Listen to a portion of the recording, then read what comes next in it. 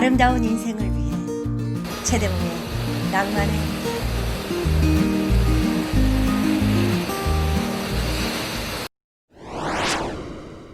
안녕하셨습니까? 최대봉입니다. 어느덧 6월 또 끝을 향해 가고 있습니다. 내일이 6월 25일, 벌써 6.25 70주년이네요. 그들은 하필이면 왜 이렇게 아름답고 푸르른 계절의 전쟁을 시작했을까요? 대개의 전쟁을 부추기는 것은 낙관입니다. 1차 세계대전은 참 이상한 전쟁이었습니다. 유럽 여러 나라의 젊은이들은 친지들과 연인의 환송을 받으며 가벼운 마음으로 전선으로 떠났습니다. 전쟁은 일주일 정도면 끝날 거고, 전쟁이 끝나면 그들에게 보다 나은 내일이 올 거라는 희망에 부풀어 있었습니다. 그러나 그 전쟁은 4년이나 지속되면서 600만 명이라는 전사자를 낳고서야 끝났습니다. 70년 전 북쪽의 전쟁 지휘부도 낙관에 사로잡혔습니다.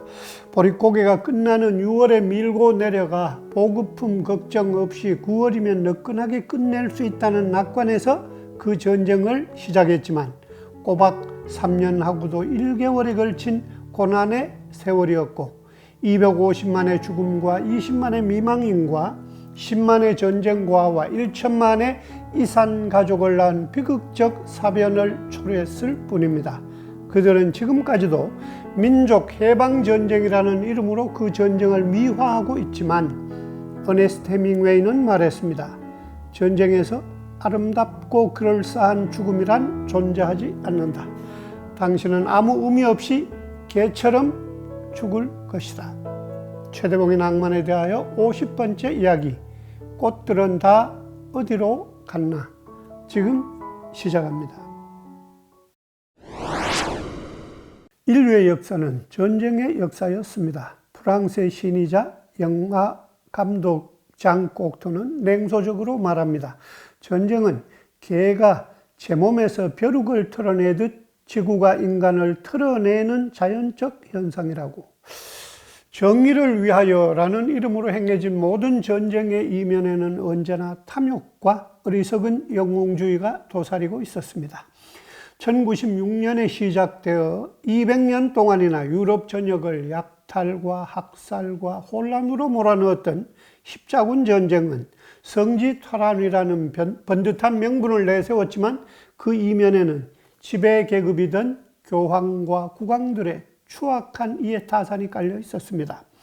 14세기의 영국과 프랑스 사이의 백년 전쟁도 피 흘리며 죽어간 민중들과는 전혀 관계없는 프랑스의 왕위 계승 문제를 둘러싼 전쟁이었습니다. 미국의 남북전쟁은 목화 경작 지역인 남부와 산업 자본주의에 기반을 둔 북부 사이의 경제 주도권을 둘러싼 전쟁이었지만, 후에 승자에 의해 노예 해방 전쟁으로 미화되었습니다. 1차 세계대전은 유럽 여러 나라의 영토 이기주의에서 비롯되었고, 히틀러의 폴란드 침공으로 시작된 1억 명 이상이 전쟁에 내몰리고 4,900만 명의 목숨이 희생된 2차 세계대전 역시 히틀러라는 영웅주의적 광기에 휩싸인 독재자와 대동아 전쟁이라는 이름으로 미화된 일본의 전쟁 미치광이들이 만든 비극이었습니다.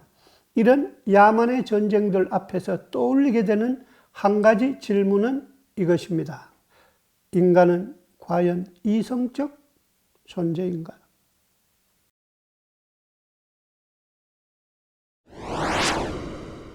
(6월이) 오면 70년 전 이 땅을 핥히고 지나간 전쟁의 상처가 아프게 되살아납니다. 우리는 전쟁이 있었던 6월에 현충일이 있지만, 미국은 5월 마지막 월요일을 우리의 현충일에 해당하는 미모리얼 데이로 기념하고 있습니다. 그날을 데코레이션 데이라고 부르기도 합니다.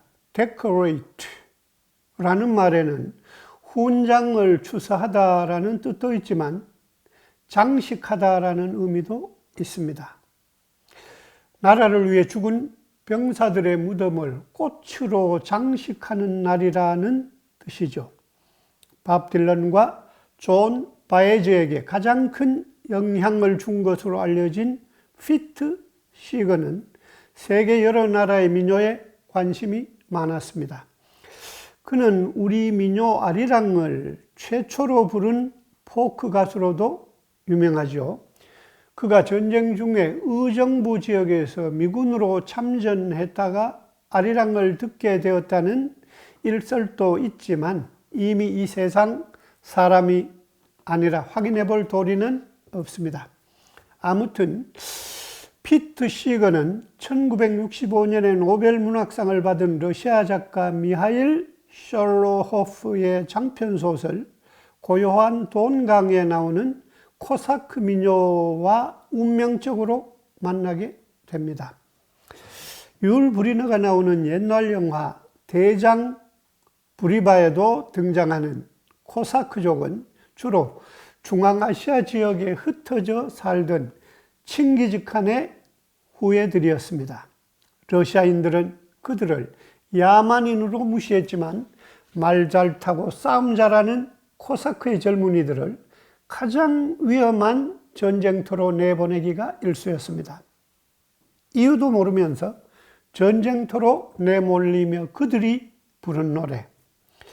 꽃들은 소녀들이 꺾고 소녀들은 젊은 남자들 품으로 가고 또 그 남자들은 전쟁터에 나가 죽고 그들의 무덤은 다시 꽃으로 덮인다는 인생 유전의 비극적 순환을 말해주는 그 민요에 요즘 말로 피트 시거가 필이 꽂힌 것이었습니다. 그렇게 태어난 노래가 꽃들은 모두 어디로 갔나?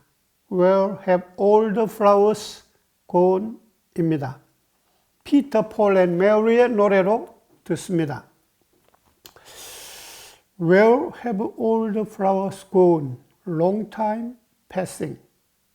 Where have all the flowers gone? Long time ago. 들에 핀 꽃들은 다 어디로 갔나? 먼 옛날부터 먼 훗날까지. Where have all the flowers gone? Young girls have picked them, everyone. 젊은 아가씨들이 꺾어갔지. 그리고 그 젊은 아가씨들은 어디로 갔나? 남자들의 품으로 갔지. 그 젊은 남자들은 어디로 갔나?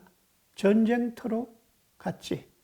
그리고 죽어서 무덤으로 가고 아가씨들은 그 무덤에 꽃을 꺾어서 바친다는 그 노래는 이렇게 끝납니다. Oh, when will they ever learn? Oh, when will they ever learn? Oh, 인간들은 언제나 알게 될까? 인간들의 어리석음이 낳은 그 비극적 윤회를 언제나 알게 될까라는 뜻이겠죠. 배를 타고 아바나를 떠날 때 나의 마음 슬퍼 눈물이 흘렀네. 라팔로마, 비둘기라는 뜻의 에스파냐 노래죠. 이 노래는 중학교 때 저희 음악 선생님이 자주 불러주시던 노래입니다. 1950년 8월 11일 인민군의 파죽지세의 남진으로 국군은 낙동강까지 밀려났습니다. 낙동강 방어선까지 무너지면 대한민국이라는 나라가 지구상에서 사라질지도 모르는 백척간도의 순간에 교복 차림으로 총을 잡은 소년들이 있었습니다. 총 쏘는 법만 겨우 배워 포항 전투에 투입된 군번도 없는 16살에서 18살의 71명의 학도병들은 11시간 동안이나 인민군 12연대와 맞서 교전을 벌였습니다. 그리고 49분이 그 자리에서 전사하시고 12분이 포로로 잡혔습니다. 교과서에도 나왔던 이 사진, 철모를 쓴 국군 바로 옆, 그러니까 오른쪽에서 두 번째 분이 지금은 작고하셨지만 그날 살아남으셔서 우리에게 라팔로마를 가르쳐 주신 그 음악 선생님이십니다. 왜 전쟁을 조직하고 시작하는 것은 높은 자리에 앉은 어른들이고 희망 없이 전쟁으로 내몰려야 하는 것은 늘 젊은이들의 몫일까요? 그 대답은 바람만이 알고 있을지도 모릅니다. 밥 딜런은 그의 노래 Blowing in the Wind, 바람만이 아는 대답에서 How many roads must a man walk down before they call him a man? 얼마나 많은 길을 걸어가야 인간으로서 설 수 있을까? How many seas must a white dove sail before she can sleep in the sand? 얼마나 많은 바다를 건너야 비둘기는 모래톱에서 잠들 수 있을까? How many times must cannonball fly before they're forever banned? 얼마나 많은 포탄들이 더 날아야 포성이 그칠 것인가? 라고 묻습니다. 그리고 그 대답은 불어가는 바람만이 들려줄 수 있다고 희망 없이 읊조립니다.